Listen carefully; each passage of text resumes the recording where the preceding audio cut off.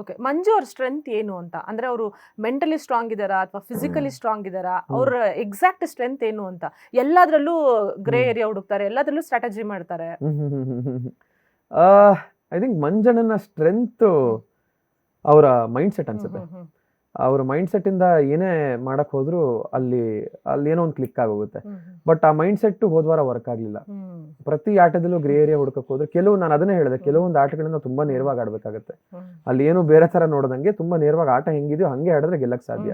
ಅದಕ್ಕೆ 3 task back to back ನಾವು ಗೆದ್ವಿ, ಅವ್ರು 3 ಟಾಸ್ಕ್ ಬ್ಯಾಕ್ ಟು ಬ್ಯಾಕ್ ಸೋತ್ರು. ಸೊ ಅದು ಹೋದ್ವಾರ ಅವ್ರ ಕೈ ಕೊಡ್ತು. ಅವ್ರ ಗ್ರೇ ಏರಿಯಾ ಸ್ವಲ್ಪ ಬ್ಲಾಕ್ ಆಗೋಯ್ತು ಹೋದ್ವಾರ. ಓಕೆ. ಈ ನಡುವೆ ಏನಾದ್ರು ಮಂಜು ಅವರಿಗೆ ಮೋಕ್ಷಿತಾ ಮೇಲೆ ಒಲವು ಬರ್ತಾ ಇದೆಯಾ ಸ್ವಲ್ಪ ಅಂತ? ಬರ್ತಿದೆ. ಯಾಕಂದ್ರೆ ಅವರು ಗೇಮ್ ಚೆನ್ನಾಗ್ ಆಡಿದಾಗ ಅಪ್ರಿಶಿಯೇಟ್ ಮಾಡ್ತಾರೆ, ನೆನ್ನೆ ಅವ್ರು ಸೇವ್ ಆದಾಗ ಒಂದು ದೊಡ್ಡ ಕ್ಲಾಪ್ ಮಾಡ್ತಾರೆ. ಸೊ ಅವರಿಗೆ ಅಂದ್ರೆ ಮೋಕ್ಷಿತಾ ಜೊತೆ ಪ್ಯಾಚ್ ಅಪ್ ಮಾಡ್ಕೊಬೇಕು ಆ ತರದ್ ಏನಾದ್ರು ಇದೆಯಾ ಅವರಿಗೆ ಅಂತ? ಇರ್ಬೋದು, ಖಂಡಿತ ಇದೆ ಅನ್ಸದ. ಅದ್ ನಮಗೂ ಕಾಣಿಸ್ತಾ ಇತ್ತು ಮನೇಲಿ. ಯಾಕೆ ಚೆನ್ನಾಗಿದ್ದ ಸಂಬಂಧ ಒಂದೇ ಸತಿ ಕಳೆದೋಯ್ತು. ಅದಕ್ಕೆ ಪೂರ್ತಿಯಾಗಿ ಕಳೆದಾಕೊಳ್ಳೋದಕ್ಕಿಂತ ಅದನ್ನ ಮತ್ತೆ ಕಂಟಿನ್ಯೂ ಮಾಡೋಣ ಅನ್ನೋ ಒಂದು ಮನಸ್ಥಿತಿ ಮಂಜಣ್ಣಂಗೆ ಇದೆ ಅಂತ ನನಗೆ ಅನ್ಸುತ್ತೆ. ಖಂಡಿತ ಅನ್ಸುತ್ತೆ. ಓಕೆ. ಮಂಜುಗೆ ಗೌತಮಿ ಅಥವಾ ಮೋಕ್ಷಿತಾ ಇವರಿಬ್ರಲ್ಲಿ ಅತಿ ಹೆಚ್ಚು ಸಪೋರ್ಟ್ ಯಾರಿಂದ ಸಿಗತ್ತೆ ಅವರಿಗೆ ಅಂತ? ಗೌತಮಿ ಗೌತಮಿ ಕಡೆಯಿಂದಾನೆ.